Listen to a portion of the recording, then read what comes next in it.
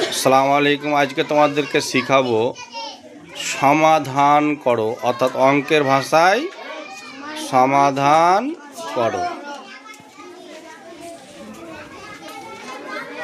অঙ্কের ভাষায় সমাধান করো, এইটা লেখা আছে কি সেটা আমরা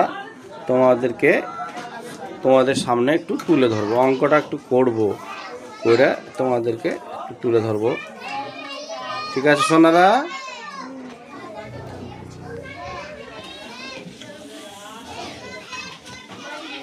তোমাদের শ্রেণীতে 72 জন ছাত্রছাত্রী আছে। প্রত্যেক বেঞ্চে 6 জন করে বসলে মোট কয়টি বেঞ্চ লাগবে?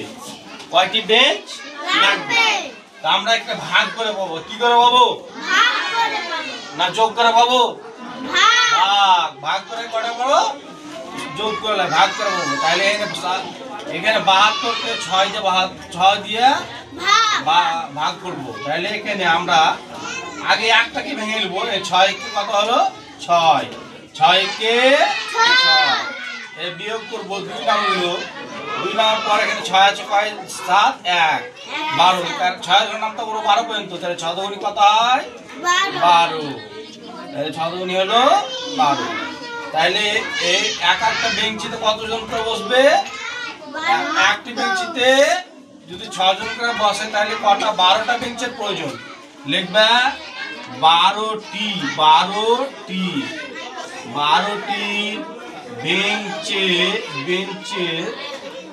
প্রয়োজন।